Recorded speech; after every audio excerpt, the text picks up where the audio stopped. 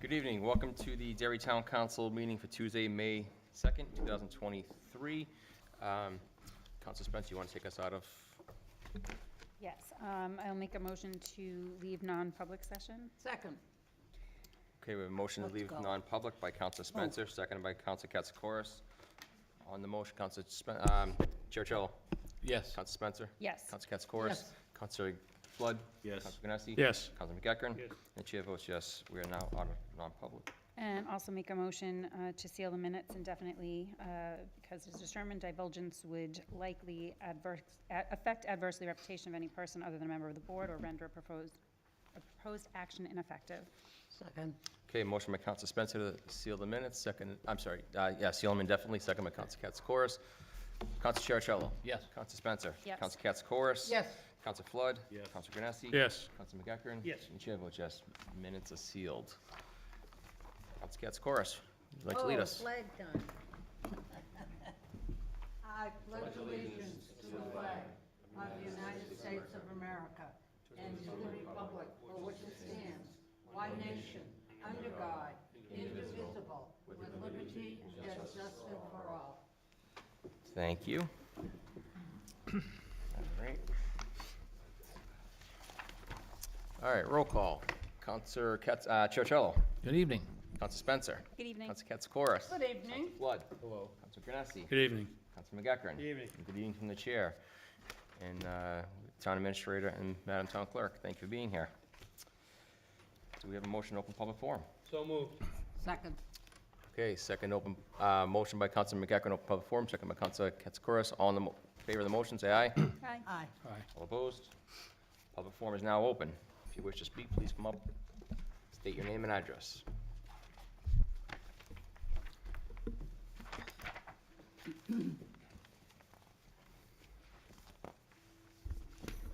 Good evening. Mark Connors, 5 Cabot Drive. First time in front of the new council, so I know I've congratulated most of you guys on your own, but congratulations to the new councilors and to those of you in your new offices up here, so nice to see you all. Just wanted to come before you on a couple of items.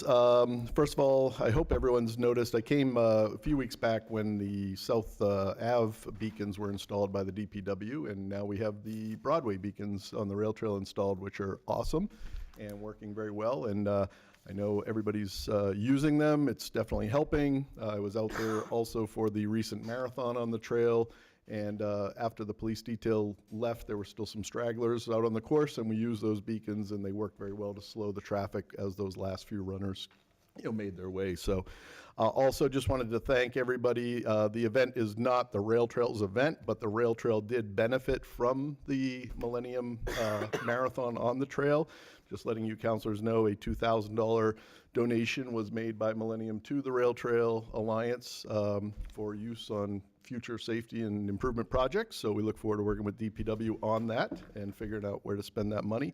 And just a thank you, as I was out there all day volunteering, fire department did great. It was really cool to see them on e-bikes going up and down the trail. I don't know if anybody realizes that, but our own Derry e-bike business, which was, basically came to town because of the rail trail, they outfitted our fire department with e-bikes for the day, and they were able to respond to any emergencies on the rail trail on the e-bikes. So thank you to them and the police officers, obviously. The chief and many of the senior officers were at my crossing, so it was nice to catch up with them. Just a great day for the businesses of Derry too. Stopped in at Sabatino's, afterwards met the new owners. They were, very pleased in working with the race, and I know a couple of other businesses. The grind, the line was out the door, so lots of good stuff happening for Derry there. Finally, just on that's kind of the positive stuff. The reason I'm here, I wanted to give everybody a chance to settle in a little bit, and then come to talk to the new council about the tunnel situation on 4A. So I am here to formally ask you guys to perhaps think about the new council taking some sort of a resolution and talking to DOT about the tunnel situation under Exit 4A for the rail trail. Reason being, a lot was made under the previous council about delays to the project and the fact that people were concerned that if they took that vote to tell them that they wanted the tunnel, the project would be delayed by 6 to 8 months or so on and so forth. As I hope you all are aware, and if you're not, the tunnel, the entire 4A project in Derry, the B part of the project has been delayed by DOT on their own. They pushed the project out till next year. So either there was misinformation, which we kind of thought there was at the time, and we were kind of pressing you folks that the tunnel was not going to be the delay to this project, and unfortunately, the DOT sent a letter that kind of caused some things. So I would impress upon the current council to take all the new information into account and perhaps think about taking some sort of a resolution or a vote or a letter to DOT about the tunnel. I think it's pretty clear now that the tunnel is the right solution, the one we want, the safest, so on and so forth. Just so you know, as I mentioned a couple of times, this is no longer a Derry issue. This is part of the Granite State Rail Trail. There is a coalition of other organizations, people, so on and so forth, that has come together. There is actually a legal law firm involved now, Wilmer Hale out of Boston. This letter just went to the DOT this week. Evidently, they violated some additional laws in what they're doing with the 4A project in breaking up that rail corridor. It's not allowed by state law. We have to have the ability for trains to come back, even if that's not necessarily a reality. This letter, I won't read the whole thing. It states the state statutes. I'm sure Dave's aware of it. I'll leave this copy for you guys. But this group has now sent this formal letter to the DOT, and there is legal ramifications. I think, as Councilor Weatherby, who sat here before and is no longer on the council, pointed out, any legal proceedings evidently related to this could end up costing the town money, because that's the way the document is written. So it seems to me now's the time to kind of get in front of this before this gets out of hand. We all want 4A to succeed. We all want the project to go forward. The rail trail has never wanted to stop anything. We just wanted what DOT promised the town of Derry. We spent $5 million of taxpayer money on this. We should get the best solution. We have the best rail trail. It's bringing over $7 million in income to our community by the DOT's own assessment. Read their assessment. $7 to $8 million comes to the Wyndham, Derry, Londonderry economy because of the rail trail every year now, and it's not even connected. This is not just some local little recreational trail. This is going to be a statewide corridor. It's part of the Granite State Rail Trail. It's time for us to kind of get what's best for Derry. So thank you very much. Thank you. Anybody else? Tina. Come on up. Oh, is anybody online? Seeing none, rise online, Mr. Chair. Thank you. Welcome. Thank you, Council. Welcome. It's nice to see the new councilors here. Hi, John. And I'm here as Address. a veteran. Name and address for the record, please. John Patusik, 18 Sunset Ave, Derry, New Hampshire, 03038 4244. Lights. You asked for it. Go ahead. Thank you, Charlie. I'm here asking that the council would reconsider the Cold War veterans stipend. That I'm a Vietnam veteran, and I know a lot of veterans in this town are pretty upset that the Cold War veterans are not getting the veterans benefit that we get. Why? Because they were not in during a combat situation. Well, everybody had either an MOS or an AFSC, and it didn't say where you were going to be stationed. You were stationed where the government put you. Some were put in Washington, some were put in Thailand, some were put in Europe, some were put in Vietnam. And the people who are combat veterans during a certain period did get it. I have it. There are people who served after me, after the truce was signed, that didn't get it. And they might have been in the day after me, and they don't get it. So I would like the council to please reconsider at least giving them some kind of tax help like we get. And I do appreciate the new $550 that you're giving to combat veterans, but I would also ask that you reconsider and take a look at giving some money to the Cold War vets, because I'm going to turn my hat around, become a state rep again. We put a lot of money into the town of Derry. There's hundreds of thousands and millions of dollars that the state has been given to Derry. So I think that in the allocation, we could take some of that money out and give it to the Cold War vets. And I thank you for your attention. John? Thank you. No, John, does this require legislation maybe? We- Directing the town to No, take? this legislation is, the state legislation is in place. It went through, I think it went through the Veterans Committee. It's an option of the town to give whatever to the Cold War vets and whatever to the combat vets. Okay. all right. And I know most of you guys are combat vets, and we're getting this, so I'd like to see if we might be able to consider it. Yep, And I'd appreciate that very Thank you. much. good, thank you. Thank you. Thank you. Explain to you later.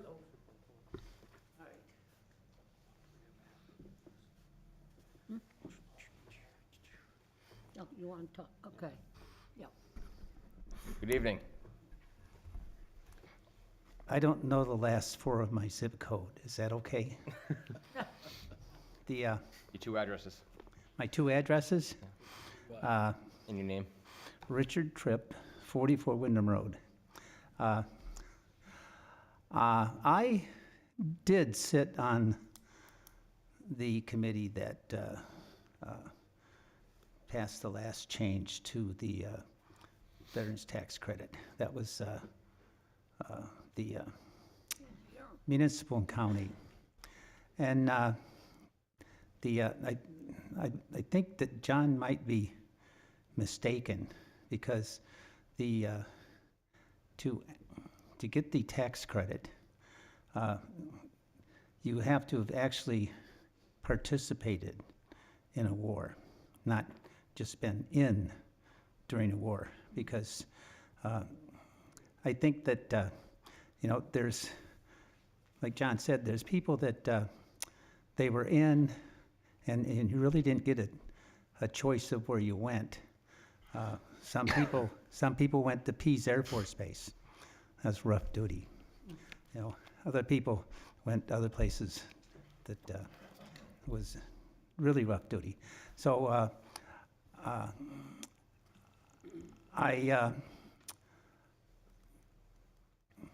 I'm not really sure that this is something that should be taken lightly. There's adding an unknown number of people to the tax credit might be a bad idea. The way the bill is written, not the bill, but the law is written, if right now you can either not give money to the Cold War veterans, or you can give the same amount of money to the combat veterans are getting. So it's one of these things that if you do make a decision to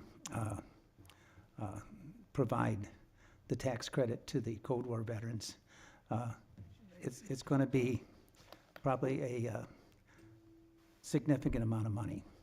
And since you don't know who served, it's an open-ended thing. And once you make your decision, I don't think there's any going back. So I would ask you to tread lightly. Thank you. Thank you. Anybody else in the public? Mr. Chairman, Seeing none, rise online, Mr. Chair. make a motion to close the public hearing. Second. Okay, motion by Council McGurkin, close public forum. Seconded by Council Granessi. On the motion, Council Churchill. Yeah. Council Spencer. Yep. Council Katsakoris. Council Flood. Yes. Council Granessi. Yes. Council McGurkin. Yes. Chair votes yes. Public forum is now closed. Consent agenda. We have two parts of this. I'll do the first one, and then I'll explain the second one after. So consent agenda 23-43, approved minutes from April 18th. 23-44, approved minutes from April 20th. 23-45, approved minutes from April 25th. 2346 is Resolution 2023-029 to adopt revised user rate and fee schedule for Derry water customers, which will have a public hearing on May 16th. 2347, Resolution 2023-030 to adopt revised user rate and fee schedules for Derry wastewater customers. That will also be a public hearing on May 16th of 2023. Consent agenda item 2348, Resolution 2023-031 to approve a supplemental appropriation for a forestry tanker. That will have a public hearing on May 16th. Agenda item 2349, Resolution 2023-033 to accept DES WGB grant for lead service inventory and replacement plan. That will also have a hearing, a public hearing at May 16th. Agenda item 2350, approval of property tax credits and exemptions. And that's it. Mr. Chairman, I'll move the consent agenda as outlined by the chair for Part 1. Second. Okay, a motion by Council McEachern to accept the consent agenda. Council Chercello. Mr. Chairman, I'm okay with that. The only exception for me would be I need to have it marked abstain for 2344 for me, since I was not here. Okay. All right, so we have a motion by Councilor McEachern to accept the consent agenda, second by Councilor Spencer. And Councilor Chercello will abstain from 23-44 only. Yeah. So on the motion, Councilor Chercello. Yes. Councilor Spencer. Yes. Councilor Katsoukaris. Councilor Flood. Yes. Councilor Granessi. Yes. Councilor McEachern. Yes. Chair votes yes. Motion passes. So on this one, we have consent agenda, Part 2, 23-54, declaration of emergency of convenience to schedule CDBG public hearings for May 16th, 2023. So if you want to read that. Mr. Chairman, I'm going to make the following motion. I'm going to move that the town council declares pursuant to section 10.6B an emergency of convenience to schedule 5 public hearings on May 16th to consider community development block grants for the Granite Estates Cooperative in the upper room. Second. Okay, a motion by Councilor McEachern to declare emergency of convenience pursuant to section 10.6B, seconded by Councilor Granessi, right? Yeah. Yep. On the motion, Councilor Chercello. Yes. Councilor Spencer. Yes. Councilor Katsoukaris. Yes. Councilor Flood. Yes. Councilor Granessi. Yes. Councilor McEachern. Yes. And chair votes yes. Sorry, I couldn't say, I just heard. It's all right. And you, identical, you both look alike from this angle, It's so. the same row, we're all matching here. All right, so we have agenda item 23-55, resolution 2023-035, the CDBG authorization for Granite Estates Cooperative Residential Park. We'll have a public hearing on that, May 16th. We have consent agenda item 23-56, resolution 2023-036, CDBG authorization for the upper room. That will have a public hearing on May 16th. And we have consent agenda item 23-57, resolution 2023-037, update housing and community development plan. That will also have a public hearing on May 16th, 2023. Mr. Chairman, I'd like to make a motion to approve, for the approval of the following consent agenda as published and by the chair's pronouncement of the meeting schedule. Second. Okay, motion to accept the consent agenda by Council McEachern, second by Council Katsoukaris. On the motion, Council Chercello. Yep, with the note that I'm abstaining from that April 20th meeting. Yep. Okay. Council Spencer. Yes. Council Katsoukaris. Yes. Council Flood. Yes. Council Granessi. Yes. Councilor McEachern. Yes. The chair votes yes. Motion passes. All right, get through that. Chairman's report here. All right, Chairman's report. We have an appointment to the Highway Safety Committee. I move to appoint Jody Nelson as a member of the Highway Safety Committee for a term to expire March 31st, 2024. Second. Okay, the motion has been moved and seconded by Councilor McEachern to appoint Jody Nelson to the Highway Safety Committee. On the motion, Councilor Chercello. Yes. Councilor Spencer. Yes. Councilor Katsoukaris. Yes. Counsel Flood? Yes. Counsel Granessi? Yes. Counsel McEachran? Yes. The chair votes yes. Motion passes 7-0. Summer meeting schedule. So traditionally, in the summer, we cut the meetings down to one per month over the summer months. For those new counselors here. There's some tentative dates of July 11th and August 8th. I can't do August 8th. What's that? I can't do August 8th. Right here.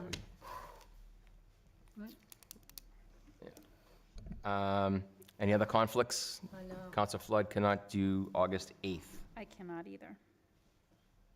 Okay, you can't do the 8th? No, I thought it was that other month earlier, but no, I can do July 11th. I cannot do August 8th. All right, so just one more, so July 11th work for everybody? Yeah. Yeah. You want to do August 22nd? Counsel Chercello, July 11th work for you? Yeah. You want to do August 22nd then, 2 weeks later? How about August 15th, that's right in the middle. August 15th, right in the middle.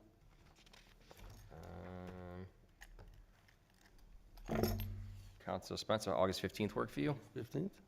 Yes. Counsel Chercello, good with that? Yeah, yeah. Counsel Flood, that work? Sure. Counsel Granessi? Yeah. If you tell me to be here, I'll be here. All right. Right. Dave, does it work for you? Excellent. Tina, work for you? Why not? Okay, so we have a consensus for, Which is, now we just lost it. just announce the date again. August 15th. So July 11th and August, July 11th and August 15th. 2018. all right. Well, they have me all confused. We good? That's good. All right. Moving on. FY '24 goal setting process. You thinking June for that, Dave? June for that? Yeah, Or, the success, what we've done in the past is that each counselor has submitted 5 goals to me, and I assemble those for the council. And they're assigned numerical ranking depending on how often I see the same goal and what level it is, 1 through 5. And if we can do that, then I'll have it for the next meeting. And then based upon how much consensus there is or isn't, the council at that point can make a decision whether to discuss it during a regularly scheduled meeting, or to have a separate meeting for a goal workshop.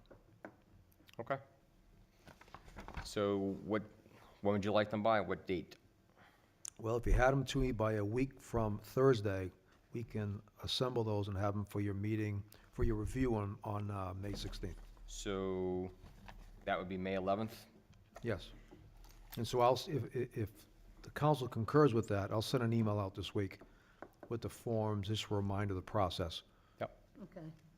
Everyone good with that? We'll Yeah. get your ideas by May 11th? All right. That's it. Town administrator, floor is yours. Okay, just a couple of updates. One, as a reminder, is that there are 2 large lots comprising about 38 acres off of Chancellor Drive, and those are scheduled for an auction on the afternoon of May 18th at 2 p.m. An update on the opioid settlement funds. We recently received an additional $117,000 in revenues, which now our total is about $164,000. And we received a notification via email about 3 hours ago that another manufacturer has settled nationwide. So we'll be receiving some additional information from the Attorney General's office shortly on that issue. And the last one is that our revenues are still tracking appropriately for the year. Again, we're still keeping a close eye on motor vehicle revenues to see how the interest rates are impacting car sales and the supply chain issues. But all in all, the revenues are in good shape for this time of year. The 2 vehicles coming from me, hey. All right, any questions, comments? They're expensive, too. All right. That was quick. Moving on, public hearings, 23-40, ordinance 2023-001, to amend the zoning ordinance to adjust age requirements in the independent adult community overlay district. We have Economic Development Assistant Liz Robidoux presenting. No George, by yourself? Okay, welcome. You give me this evening. Good evening, councilors, Mr. Karen. So tonight I'm before you to ask you to accept changes to the zoning ordinance. Speak into the microphone, honey. Is that better? Okay, Okay. Owen's taking care of it. yeah. If I was home, it would be much louder. Okay, so recent legislative changes to RSA 674-14 are going into effect on July 1st of this year. The planning board reviewed the zoning ordinance to see where we might need to amend the ordinance to be in compliance with the new law. Of note in that legislative change is that any provisions in our adult overlay for increased density, reduced lot size, expedited approval, or other dimensional or procedural incentives would also have to apply to any workforce housing development that came before the town after July 1st. So while reviewing the ordinance to see where we may or may not need to make changes, we took advantage of the opportunity to correct outdated language and to bring the adult overlay into compliance with fair housing. So what we did, we added the provision that developments could be restricted solely to those age 62 and older. We revised the language for 55 and older so that 80% of the units have to be occupied by at least one person 55 and older. The remaining 20% are not age restricted.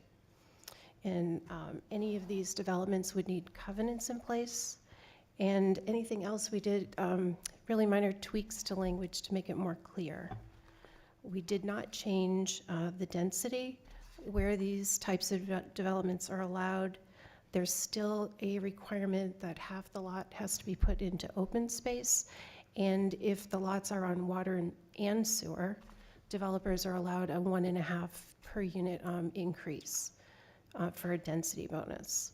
And that's an overview of the changes. Changes don't affect the taxes at all, and I'm happy to answer any questions. Okay, do we want to open the public hearing? So moved. Second. Okay, motion to open the public hearing by Council Churchill, second by Councilor McEachran. On the motion, Council Churchill. Yes. Council Spencer. Yes. Council Katz-Corris. Yes. Council Flood. Yes. Councilor Granessi. Yes. Council McEachran. Yes. The chair votes yes. Public hearing is now open on this matter. Anyone in the public wish to speak or at home? Owen, we'll give him a minute or so. Sounds good, In Mr. the Chair. No meantime, one councilors, rising any at this questions or time. comments they would like to ask? Mr. Robidoux? It's pretty straightforward, and since three of us sitting on this board sat on the planning board at some point Yeah. during this, Yeah. I won't speak for Brian or Somebody Dave, there? but, Seeing none rise, Mr. I Chair. voted for this. yeah, seeing that no one's rising and no one's rising here, move to close the public hearing. Second. Okay, motion to close public hearing by Councilor McEachran, second by Councilor Granessi. On the motion, Councilor McEachran, Councilor Churchill. Yes. Councilor Spencer. Yes. Councilor Yes. Katz-Corris.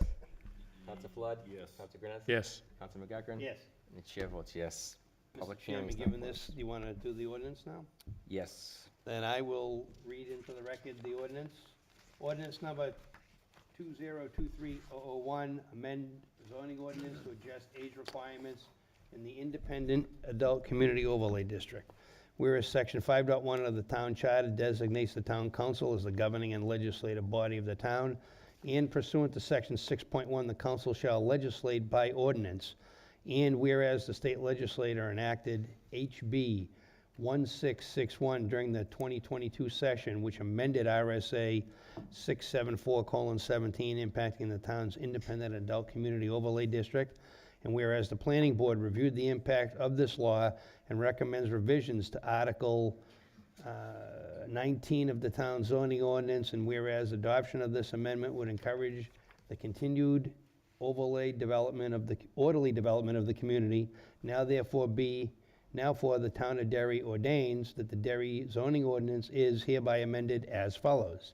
To amend Article 19, Independent Adult Community Overlay District by 1, increase of the age of age-restricted development to 62 years of age or older, and 2, for the developments classified as age 55 and older, 80% of the units must be occupied by at least one person of 55 or older. The remaining 20% of the units will not have any age restrictions. Second. Adopted May 2nd, 2023. Sorry. Second. I missed that. Motion by Councilor McEachran, second by Councilor All over the Granessi. place. On the motion, Councilor Churchill. Yes. Councilor Spencer. Yes. Councilor Katz-Corris. Yes. Councilor Flood. Yep. Yes. Councilor Granessi. Yes. Councilor McEachran. Yes. Chair votes yes. Motion passes 7-0. Thank you, Liz. councilors. Appreciate it. Appreciate it, thank you. All right. Item number 23-41, ordinance 2023-002, to amend Chapter 150 of the General Code restricting parking at Ryder Field. Public Works Director Mike Fowler will be presenting, and he'll be assisted by Chief Fioli. All right, we get 2 times the fun up here, so, all right. So this issue is kind of multidisciplinary, if that makes sense. But we were approached by an abutter who lives at the Oakwood condo that had recently been built, which is adjacent to Ryder Field. So the story starts at Ryder Field. About 2 years ago, Town Council had appropriated money from the rec bond to proceed with paving. Previously, it had been a gravel parking lot. Ryder Field is used heavily by the Derry Youth Soccer Program, both in the spring and in the fall. They have practices during mainly weeknights, and then a lot of activity on weekends when they schedule their games. So during the week, there were some stragglers that would park up there previously, but once we paved the parking lot in 2022, it instantly became attractive to some of the newer drivers for Pinkerton Academy. And also, we had the new road that had been built off of Shanito Road, the back entrance. So what we were finding almost immediately after the parking lot was paved in 2022, and also we striped the parking lot, thinking in the convenience for the soccer club, any of the guests and visitors for that. It also had the Pinkerton Academy students who either recently got their their license, or they were seeking to park and avoid having to pay to park on campus or at some of the private lots. That lot almost immediately became full in the spring of 2022. Flip forward to the fall of 2022, same thing. Those lots, there's about 55 parking spaces that are there, and almost on a daily basis, every one of those parking spaces were filled. So Public Works is in charge of maintaining those parking lots. Parks and Recreation is out there fairly frequently to mow the grass, and we had to be strategic about where we had left an opening so that we could get our vehicles in and out for mowing maintenance. And I think we had everything pretty well, managed, all things considered. Then as time had gone on, we were starting to get some reports about trash that was being deposited there, having to pick up after that. If you look at the parking lot now, there's some donuts that have, been there, some burnouts and things of that nature. And the other part that, Derry Public Works has to deal with is plowing that lot. That is not, or had not been envisioned as one of our primary lots. Typically what we do is, as you're mostly aware, we will go out, deal with the roads first, deal with the emergency locations, fire stations, police stations, and then there's a number of secondary lots. But what we want to also keep in mind at Ryder Field is we don't want to be in a position where we have to immediately go out and attend to clearing the lot, even if it's 24 hours after a snowstorm that we've had to attend to. So that's kind of the backdrop for what is going on at Ryder Field. So I had an abutter, and he's here tonight, and he'll speak on behalf of his comments, but he had approached us about some of the nuisance complaints, because Pinkerton, obviously, I think the first bell is like 7:15 in the morning or something like that. A lot of those vehicles are arriving before 7 a.m. so they can get there on time, and so some of the nuisances that were reported, range from noise, from excessive noise from the engines, voices and things of that nature. And there's no buffer between the back of the Oakwoods properties and the Ryder Field parking lot. They're directly across from each other. So I consulted with Chief Fioli. We talked about some of maybe some options as to what we could present to the town council. Probably one of the ideas that we wanted to present was we didn't want to be in a position to restrict parking completely on this parking lot, because one thing that we want to be able to do is if somebody just wants to visit, to walk their dog, to go up to the water tower, to just use the field, and it's 9 o'clock on a Thursday morning, we don't want to restrict them from doing that. And usually those are short visits, so that might be 30 minutes, an hour, just to get some exercise. So we had a similar situation on Chester Road many years ago, probably about 10, 15 years ago. There were lots of PA students who were parking along both sides of Chester Road. And the solution that came out of that discussion through highway safety was to post that 7 to 3 school days, Monday through Friday, limited to 2-hour parking, which effectively locks anybody or any opportunity for the students to park there all day, because obviously they're in school from 7 to 3 or whatever the case that they may be. So what we're recommending is that the town council consider in putting an ordinance in place. It's town-owned property. It didn't have to go through highway safety because it didn't involve a street. So we'd be looking to do a Monday through Friday restriction, 7 a.m. to 3 p.m., 2-hour parking limit, and it would only be in effect on school days. So if it was school vacation, if it was a summertime, there would be no restrictions on that. So that's what we've brought forward. I don't know if the chief wants to talk about their enforcement capabilities, any other factors that are relevant to this case. Thanks, Mike. I'll just add that one of our staff members drove to the Ryder Field recently, encountered 65-plus vehicles in that lot during the day. So it's well-used, it's overused, I would say. They're blocking those cars, some of them, because they're only 55 spots. They exceed that capacity, so they're blocking access for public works crews to get to the water tower if need be. And we had one occasion during a snowstorm this year where we had to intercede and remove vehicles from that access way so they could get to the tower and plow accordingly. In any event, this is not a new way of dealing with this issue. As Mike indicated, 2004, we used the same tactic with 2-hour parking to eliminate some issues that were occurring on Chester Road with high school student parking. This is the same issue, just in a parking lot, and we seek to use that same tactic and to institute a 2-hour parking ban during the day, school days only. Open public hearing? Motion to open public hearing. Second. Motion by Council McGuckin, open public hearing, second by Council Spencer on the motion. Council Cherichello? Yes. Council Spencer? Yes. Council Katsoukaris? Yes. Flood? Yes. Council Granossi? Yes. Council McGuckin? Yep. Chair votes yes. Public hearing in this matter is now open. If you're in the public who wish to speak, please come up. James Murray, 12 Lily Lane, Villages of Oakwood. We've been residents since the beginning, which is about a couple of years now. I'm glad that we're part of this because I believe that there's a lot of things to rectify. So I'm frustrated with the situation because it's been so long. I've been to the police department many times. I've been to the Pinkerton security office many times.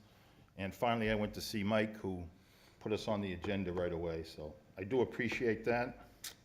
And I must say that Special Officer, Resource Officer Landry at Pinkerton was very helpful and genuine in his efforts to try to curb this. So I'll just start with some notes I took from Mike's little speech there. I had 58 cars Monday morning. Chief just said 65, so it's probably right. They park. Today they were blocking the fire road. So if you know Ryder Field, as you drive in, you can go to a gate, which accesses the water tower back. So they had that blocked. That was blocked also during the recent snowstorm because the kids had nowhere to park. So I couldn't blame them. I'm going to say this. So we live very close. There's no other park in Derry that I know of that the residents live so close to the parking. So I don't know that a regular measures worked here. Personally, I have no problem with youth sports. I've enjoyed watching the kids play for years. So this is nothing to do with the youth sports. This is primarily a Pinkerton problem, okay? I'm not speaking of background noise. Obviously, there's going to be some background noise at that time of the morning. What I'm talking about is blatantly disrespectful and rude behavior by a few of the kids, and it becomes contagious. So I'd venture to say that everybody here today woke up by their alarm clock or their spouse maybe. Well, every day for the last 2 years, I wake up to screeching tires or beeping horns or engines revved at 7,000 RPMs. and these kids know it's a problem, and they continue to do it intentionally. As far as the proposal for the ordinance, I personally have no problem if the kids park there all day. I don't think there needs to be a 2-hour limit, because they're in school. How are they gonna come out of school and move their cars in 2 hours? And how would the police enforce that anyway?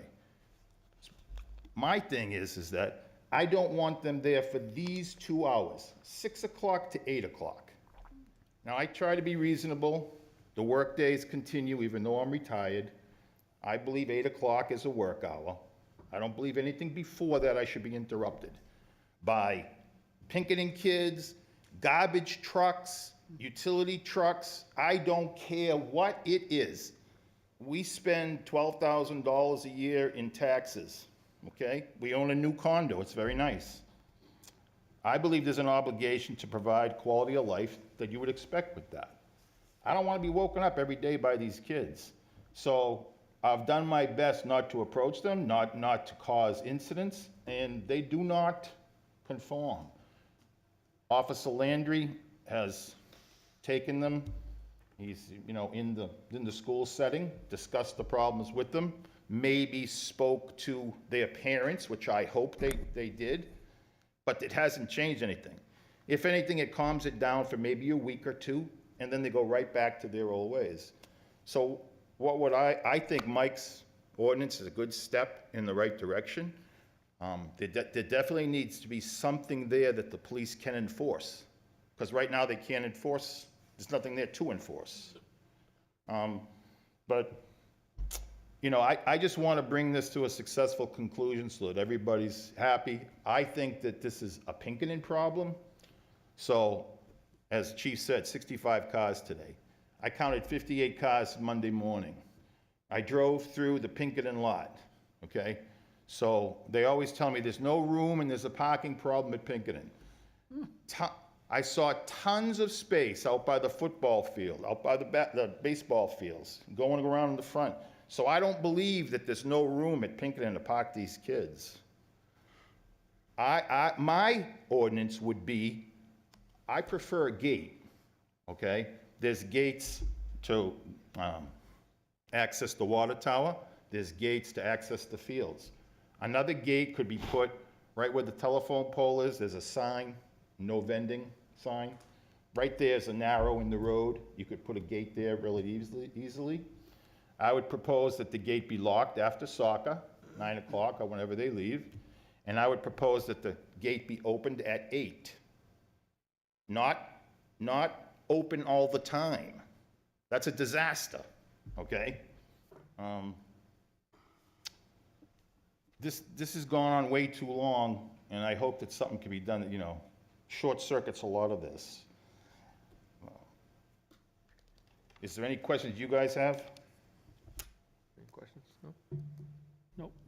Well, thank you for coming in and airing your side of the story. So, thank you. You're welcome.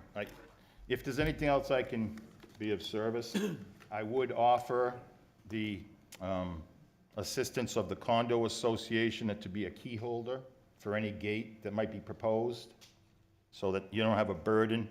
A previous correspondence with Mike said that it would be a burden for overtime and whatnot to provide someone to open the. So the condo association can easily provide that. We're right there. So. Thank you. Yes, thank you guys.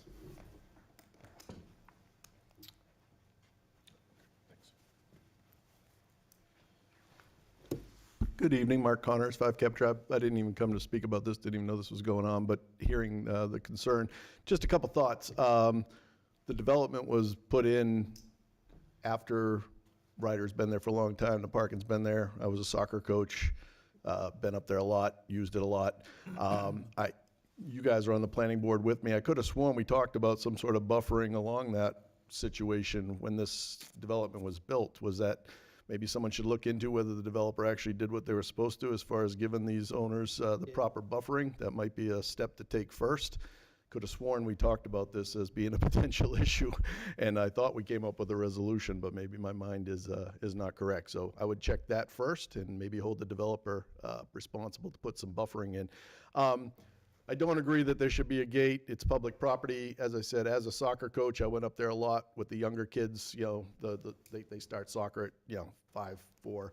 You know, you can get an afternoon practice in there. You can take some kids up there, kick the ball around. We did that all the time. So I don't think locking the gate is correct. I also just want to maybe throw something out crazy. Again, enforcement, you can put those signs up there. Is the police going to constantly go in there and mark tires and all that stuff? That becomes a pain in the neck on any no parking zone, especially in a parking lot. What about a revenue opportunity? Everybody in Derry that lives or works around Pinkerton rents spaces, and I had 3 kids go through Pinkerton. Parking is a problem at Pinkerton. It's always been tough. They do have that upper lot. I don't know how they're doing the issuing of permits and stuff now, but it costs a good penny to even park at Pinkerton through their own system. But I know I was paying $250, $300 to have my kid park in like the gas station down at the Circle and other things. If we had 55 permitted spots for the town to make some income, you have the license plates of those cars, you have to have a sticker, and then you know who owns which vehicle, and if there's anybody any bad behavior, you call the parents, you pull the permit, just like they do at Pinkerton, just like all these private lots do. We're always worrying about income here in Derry. Maybe there's an opportunity to, 55 spots times $200, $300 a semester or whatever it is. Just maybe think outside the box a little on that. I feel for the guy, but I'd look on that buffering thing first, because and I don't agree that a gate's the right solution. If it's the 2-hour parking thing, yeah, that works too, but maybe we think outside the box. Thank you. Anybody else wish to speak? Yes, sir. Just a quick rebuttal. Just come up to the mic, please. Yes, sir. Just so people at home can hear you. I do not consider this a monetary opportunity. I consider this a quality of life situation. So I'm not in favor of trying to raise money from those spots. And I do believe that the gate would be open long till after soccer is done, so they can still come. It'd be open at 8, close it at 9. I think that's a fair span of time to be open. Okay, thank you. Mr. Chairman, Owen, anybody on? Seeing none online, Mr. Chair. Chairman, seeing no one online and no one else jumping to the forefront, I make a motion to close the public hearing. Second. Okay, motion to close public hearing by Council McEachran, second by Council Katz-Corus. On the motion, Council Cherichello. Yes. Council Spencer. Yes. Council Katz-Corus. Yes. Council Flood. Yes. Council Grassi. Yes. Council McEachran. Yes. Chair votes yes. Public hearing is now closed. Councilors, comments, questions? Council Spencer. I do. Yeah, I just have a question. I actually think that this 2-hour parking is kind of the compromise in here, but I had a question just on the signs really quick. So I know you said you already have some signs on Chester Road, and it talks about being, does it specifically say 7 to 3 on school days, or does it clarify that? It does, much? yeah. It's Okay. it's a traditional white on, I think it's got red lettering, but it's a ordinance sign that has 7 to 3, Monday through Friday, school days only. Okay, I just wanted to make sure that we aren't keeping people away from the park who think they then can't be So there. in that vein, Counselor, we'll deploy, if this ordinance is passed, we'll deploy one of our electronic signboards up there with an educational message that this is coming, on what date it'll be effective. So folks will have plenty of notice. Perfect. That was my follow-up question, was are we going to give notice? And that answered it. Yeah, thank you. And I think just as, sorry, can I just Yep. move? Just as a comment, I understand the idea of putting a gate in there. I will tell you, I'm done exercising before 8 o'clock in the morning, so I would be hesitant to go that route as well for people that do want to access it for good reasons before 8 o'clock as well. I think this is a good compromise, having the sign. Council Cherichello. Yes, something? thank you, Mr. Chairman. So I'm a person that actually abuts Hood Park. People probably know me from complaining for over 30 years, but I have the opposite problem. It's not in the morning, it's at night. Although I will say it's been better lately, so I understand. I don't think the buffering is really going to help this gentleman because he's saying that it's waking him up. No kind of buffer is going to, unless you're doing a noise barrier, but that doesn't make any sense. So I don't know if that really would take effect. I have 2 questions. Number one, $10 seems to be very low. Could we increase that fee if, the ticket, if someone broke the ordinance, instead of $10, make it a little bit more meatier? That's number one. Or does all the parking ordinances have to have a $10 fee on it? Do you know that, Chief? It doesn't have to, it's set by council. We can set a number. Okay, that's number one. Number two, do we have to put up, like, multiple signs on every spot? Is that how it's gonna work, or how is the signage gonna work? Because, No, I think what we would do is at the narrow throat, as you come up by the upper room, you could post a sign that says no parking, and we would strategically put some other signage, just so that there'd be no way, like, we go through this on, we just post no parking signs. You don't have to have one every 50 feet, but it's gotta be prominent enough that it's enforceable, that somebody could say, hey, I didn't see it. Well, no, it's right there. There's 5 signs within X feet. yeah. I mean, it's unfortunate, because I remember paving that piece, because we thought it would be, because before that, it was big divots in the dirt, and people were complaining about that. And then when we had the money, we said it'd be nice to pave that. And unfortunately, as the gentleman mentioned, you know, some people take advantage of that. They're doing the donuts and everything, and they're just very disrespectful. Unfortunately, it is what it is there. I would personally make that ticket a little bit more, like $50.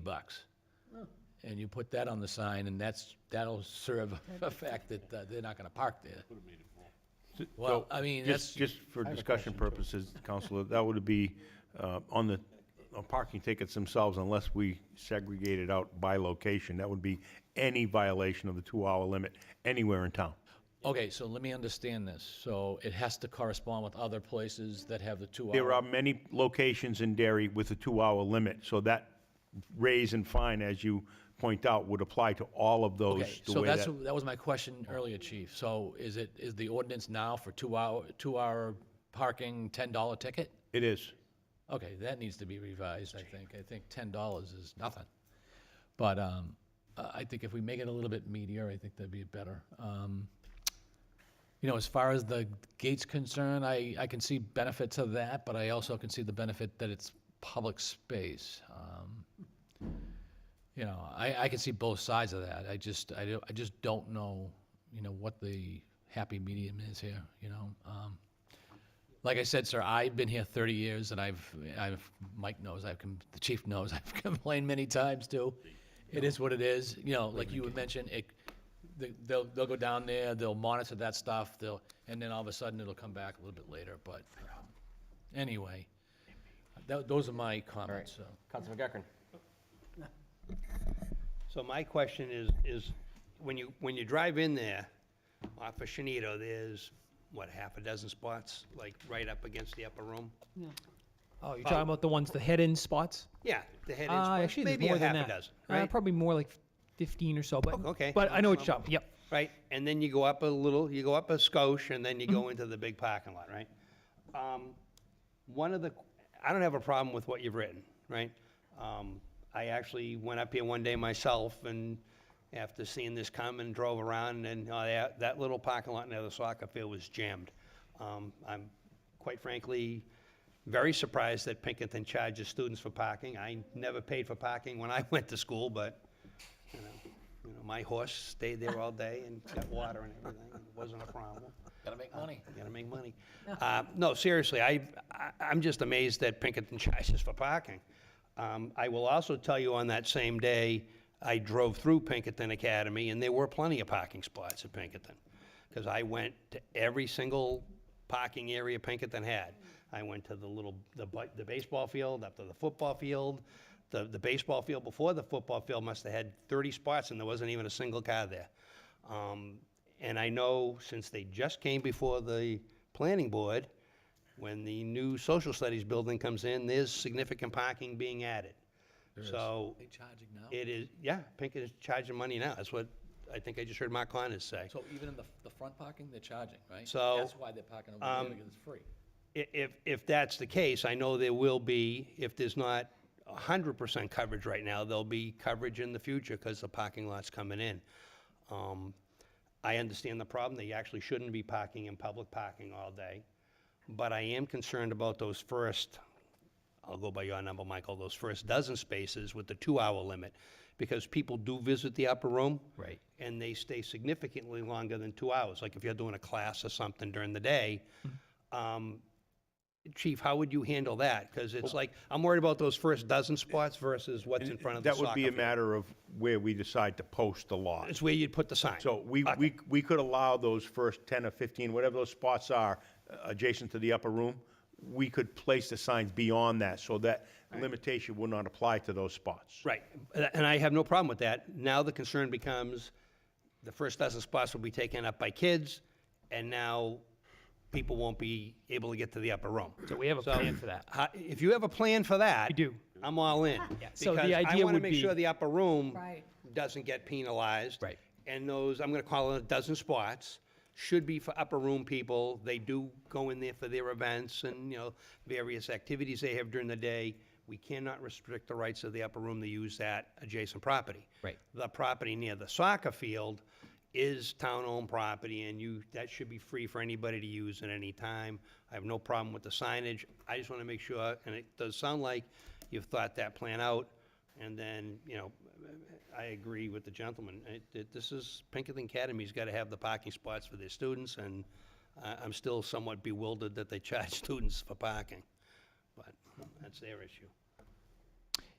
Yep. So what we were just going to add was, for the Upper Village, we had reached out to Brenda just to assure them that we would be posting some signage separate of this ordinance restricting further back. It would just say upper room room parking only, and that would put the provision that, they shouldn't. If it becomes more of an issue, we'll have to intervene. We also, in crafting this, we understand that there are, on occasion, some programs that overlap, that they would have to use the back parking lot. The 2-hour provision would permit them to use that without restriction if they, was more than the 12 spaces that are already there. But if you had the sign that said upper room only, 8 AM to 5 PM, then I think that may address. Okay, I'm all set. Thank you, Mr. Chairman. Council Carnesti? Just to, Brian answered most of my question, but curious, so throughout the whole town, no parking's $10? Or is it just 2-hour parking? 2-hour parking violation is $10. I'd have to look at the entire fee schedule, but. I'm just curious, when was the last time that was, because 2-hour parking in Boston? 1986. I don't know when it was last revisited, honestly. I think it's I'd have to look. 2023 will be the next time it's revisited. Yeah, I was gonna say, we probably should, because 2-hour parking in Boston is $90. Yeah. So I don't think we should, I That think really- we that need sends to a look at message. that. So that's why I was just curious. Right. Thanks. Council Floyd, do you have something? No. So yeah, to that point, I think a $10 fine for kids to park there all day long, and if they rotate driving, it's actually cheaper than paying Well, it's $10 for every 2-hour violation. for every 2 hours. Okay, so you Yes. get multiple a day. You could. 10, You 20. get 4 in a day. Yes, Yeah. you could. Still, 10, 20. still might Depending be on how long cheaper the depending on where you vehicle's park. All right, so yeah, so as long as you guys are in the contact with the upper room, again, to Councilman McGuckin's point, that's my big concern is as long as you have an open communication with them, maybe they get passes or stickers or something designating that, whatever you guys decide to do with them. So, I just had another question, because I think the gentleman mentioned that it's not a problem, it's a problem before 8 o'clock. Yes. But after 8 o'clock, you're okay? Yes. Yes. I don't know, I'm thinking. May I speak again? It's up to you, you're the chairman. Chairman. very quickly. I'll give you my seat back here. You can get on the line. Yeah. So typically, Yes. the public hearing is closed, but you've made the effort to come in here, so we're gonna give you Thank- another crack at it. Thank you, Counselor. So, my feeling is that you're penalizing the wrong kids when you put in that fine. And I don't know how a kid can go to school and leave 2 hours later to go move his car every 2 hours. So if I'm this kid's father, I'm telling him, stay there. Okay? I spoke to Lieutenant Smith several times, and after several times, he said something to me that kind of sticks. He says to me, I'm sick of this problem, right? We can't address it because that's the shift time. Because I asked for a patrol car, and I said, you only got to be there for an hour, 6:30 to 7:30 or so. That's when all the action is. He said he's sick of the problem, and he thinks that the kid should either walk to school or take the bus, and then the problem goes away. And if you go to Ryder Park any day during the week. You won't see anybody from 6:20 to 8 o'clock. It's all Pinkerton students. There's no members of the public there that I've seen. Some of the condo people, they do take that trail and they walk, but we walk right through the woods. So I believe that fine, although it's probably needs to be adjusted up, for sure, that's passé, you're gonna penalize the wrong kids, okay? So I think that's bad. I'll give you an example. There's one kid who comes there every morning. He comes there early, he squeals his tires, he's a real pain. He picks up his friends, and then he drives across the street somewhere else. So he's never been reported, because when I go over there in the morning, I don't see his car. So I went to the special resource officer with several pictures of license plates. He spoke to many of them. The one kid that I don't have is the kid who's the biggest offender. He comes around 6:30. He picks up his buddies, they have some fun, and then he takes them to school. It happens in reverse as well. I'm not around at 2 o'clock, but the residents tell me that same kids come, he drops off the kids that he picked up because he's probably an upperclassman. He has parking on campus. These kids do not. So he's transporting them. So how are you going to penalize that kid? What fine are you going to give that kid? But he won't be coming there anymore. No, If we get rid of the kids, he's not coming there to pick anyone up. Problem solved. how's that resolve the problem? There's no kids parking there. So who's he gonna pick up? They can park there for 2 hours. But they can't. That's not feasible or functional. That eliminates the problem by making them move their car. Do you want your son to leave to go move his car? No, I'm gonna tell him not to park there. Oh, At the they should. move. Yeah, I don't want them to park there either. I agree with you. But these kids are going to behave the same way. So I don't care that they can't park for more than 2 hours. I want their 2 hours banned from 6 to 8. That's all I want. So any ordinance that doesn't address that is ineffective. This is not a monetary issue. This is a quality of life issue. All right, thank you. All right. Mike, did you have anything else to add? Chief? I have nothing further to add. How is the Chester Road situation looking like since this was We haven't had any complaints about this Pinkerton students parking on Chester Road since we instituted the change. I think we'll get the same result here. Okay. I agree. Okay. Anyone else? And there's nothing closer, just while we're here, there's no other parking lots closer by that town-owned property that they could all of a sudden move to, that we should be taking care of at the same time? There's nothing in the generic area? Yeah, there's no other town-owned property. There's Nothing else? private, there's the Trinity Private, Church, yeah. but no town-owned property that would be adversely affected. Do we have a similar thing on, what's the street where the dentists are on? Peabody? Peabody. Do we have like no parking on Peabody left and right side during the day? To address that question, and to address what we've done over the years with respect to Pinkerton Academy student parking, we've instituted 2-hour limits on Chester Road, Coburn Road, Corwin Drive, Hoodcroft Drive, Nesmith Street, Peabody Road Annex, Purley Road, and Salt Marsh Ave, as well as Thornton Street. All of those streets surround Pinkerton Academy. And have no The reason for that, those ordinances are the same reason as we had this evening. Okay. Mr. Chairman, if there are no other questions, I'll read the ordinance. Take it away. Ordinance number 2023002, amend Chapter 150 of the General Code restricting parking at Ryder Field. Whereas Section 5.1 of the Town Charter designates the Town Council as the governing and legislative body of the town. Pursuant to 6.1, the council shall legislate by ordinance. And whereas the town recently completed improvements at Ryder Field parking lot, whereas the area is being used as a parking lot by Pinkerton Academy students, and whereas said use has resulted in disturbances in the neighborhood, maintenance issues, public safety concerns, now therefore the town of Derry ordains that Chapter 150, Article 1, Section 156D of the General Code, Streets and Sidewalks, is hereby amended to institute a 2-hour time restriction at Ryder Field from 7 a.m. to 3 p.m. on weekdays during the school year. Ordinance shall take effect 30 days after this adoption, May 2nd, 2023. Second. Okay, motion by Counsel McEachern, second by Counsel Katz-Corus. On the motion, Counsel Cherichello. Good. I'll say yes, but I still want to revisit the park. We can do that afterwards, but. Yes. So Make yes. that separate. Counsel Spencer. Yes. Counsel Katz-Corus. Yes. Counsel Flood. Yes. Counsel Granessi. Yes.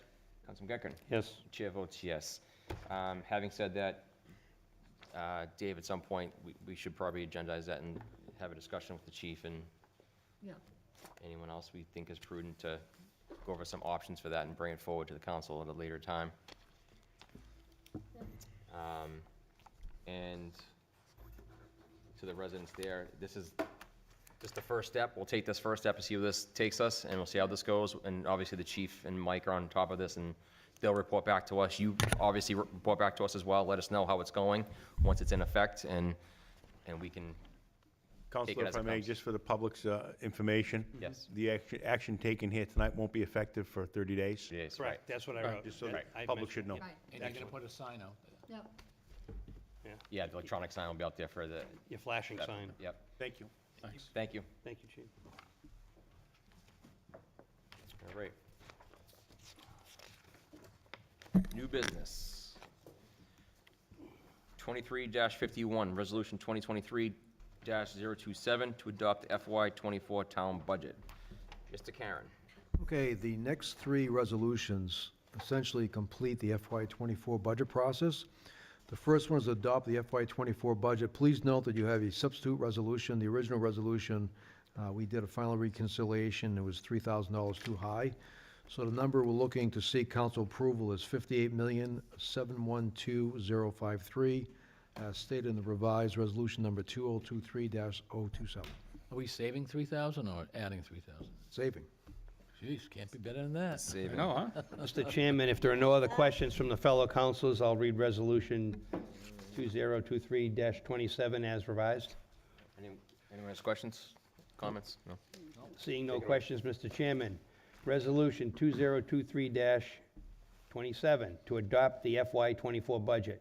Whereas Section 9.4 of the Town Charter vests in the Town Council the responsibility to enact the town budget by May 31st, and whereas the Town Council has reviewed and made revisions to the budget as proposed by the Town Administrator, now therefore be it resolved in Council that the Town Council hereby adopts the FY '24 town budget in the amount of $58,712,453, as set forth in the attached summary. This resolution is to take effect July 1st, 2023, adopted May 2nd, 2023. Second. That was the right number, right? Yep. Yeah. $58,712,053. Right. 453. Yeah, because on mine it's written out, but it's different on mine. Takes effect when? All right. July 1? So, we have a motion by Counsel McEachern, seconded by, was it Counsel Spencer? Spencer. Counsel Spencer, on the motion, Counsel Cherichello. I just want one comment, and then I'm going to vote, just real quick. So I just wanted to be clear that to be raised by taxes is $28,403,000. Even though the budget's 54, what we're raising in taxes is $28,403,605. I just wanted to point that out, and I will vote yes. Counsel Spencer. Yes. Yes. Counsel Katz-Corus. Counsel Flood. Yes. Counsel Granessi. Yes. Counsel McEachern. Yes. Chair votes yes, motion passes 7-0. And the next resolution is for capital improvements. I can read that if nobody has any questions. On 23-52, Resolution 2023-028, adoption of the fiscal year 24 FY '29 capital improvement plan. You have anything else to add to it? Nothing more to add. No? Okay, take it away. Again, these numbers are part of the package we just went through and approved, so I'll make this motion, adopt the FY '24 to '29 capital improvement plan. Whereas Section 9.8 of the Town Charter vests in the Town Council the responsibility to adopt the capital improvement plan by May 31st, And whereas the planning board has reviewed the plan and proposed no revisions, and whereas pursuant to RSA 6745, the plan is a budget tool to assist the town council in their consideration for the annual budget.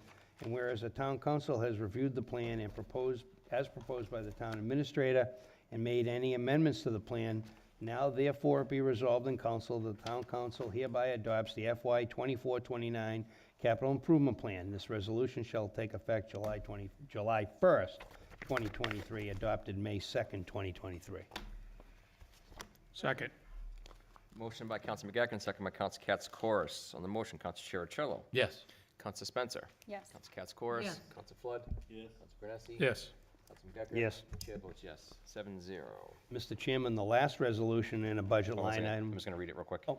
Agenda item 23-53, Resolution 2023-032, to increase the optional veterans credit to $550. Dave, do you want to add into this? Nope, self-explanatory, the direction of the council at your public hearing, it increases to $550 per eligible veteran. So again, we discussed this at our public hearing with the budget, and whereas we've already adopted the budget, Right. this is just finalizing those numbers. Yep. Number 2023-32, to increase the optional veterans tax credit to $550. Whereas Section 5.1 of the Town Charter designates the Town Council as the governing and legislative body of the town, and as such, it is empowered to adopt resolutions and ordinances, including the appropriation of funds. And whereas the Town Council has previously adopted RSA 7228-2, which allows towns to provide a veteran's tax credit of up to $750 per eligible veteran, and whereas the Town Council provides a credit in the amount of $500 per eligible veteran, the council wishes to further recognize the sacrifices made by our veterans. Now therefore be it resolved in council, the town council hereby increases the veterans credit to $550 per eligible veteran pursuant to RSA 7228-4. Resolution shall take effect April 1st, 2023, adopted May 2nd, 2023. We can backdate a resolution? It's to the beginning of the tax year. Okay. Second. Motion by Counsel McGacken, second by Counsel Cherichello. On the motion, Counsel Cherichello. Yes. Counsel Spencer. Yes. Counsel Katsoukaris. Yes. Counsel Flood. Yes. Granessi. Yes. Counsel McGacken. Yes. Chair votes yes, 7-0. Councilors, comments, questions? Counsel Spencer. I just had two things. So one, just back to Mr. Patusek's comments earlier during public forum about the veterans tax credit for non-combat vets or for Cold War veterans. I just want to say that I understand why we are not there yet. I think that there is room to grow this and to talk about it. I also think there's changes that could be made at the state level that would make our job a lot easier in making those decisions. So I intend to bring that up when we have our legislative committee meeting and see how we can work with the state to change maybe some of that language to make our decisions a little bit easier on this end.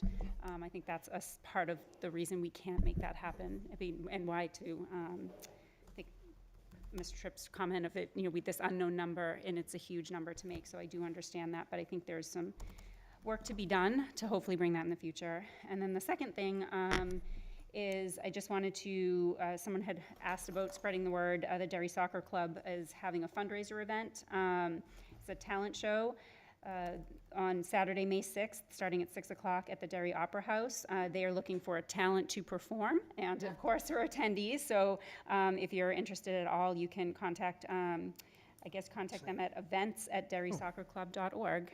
And the band Glue will be playing, which I can personally say is phenomenal, so you should show up to hear them. Thank you. Counsel Cherichello. Yeah, I wasn't going to say anything, but something popped into my brain. So I just wanted to ask anybody, the viewing audience, or anybody that knows of any volunteers that would like to help out for the for future elections. The subcommittee has met a couple of times. We're working on locations, and it's been stressed that we need volunteers and we need them desperately. I plan on chiming in weekly if I have to, but we all need to do our part and bring in some people to help with the elections. So thank you. Counsel Katsoukaris. Thank you, Mr. Chair. Just a reminder that Sunday, May 7th, is Loyalty Day, and the VFW is celebrating that day. And they've also announced that Chuck Hemian, former employee for the town of Derry, the Emergency Manager Director, will be honored as Paramedic of the Year. So that's quite an honor for the town and for my son. Yep, Paramedic of the Year, Sunday, May 7th at the VFW. It sounds funny when you say former. Excuse me? It sounds funny when you say former employee. What? Never mind. Whatever. Come on. We wish he Mike. was still here, is what he's saying. Hi, you didn't? Oh, I'll slap him. So, and just to Councilor Churchill's point, the election subcommittee did meet twice recently, and we will be bringing information back to the council as a full board, and that will be done by August, so we can, right, is that we said August on that? No later than. No later than August, yeah. Wow. So we can get that all hammered down prior to the election season, so that is it. Anything else? Mr. Chairman, seeing nothing else, I'm going to motion to adjourn. Second. Wow. Motion to adjourn. All in Early. favor? It gets earlier and earlier. Any opposed? Meeting adjourned.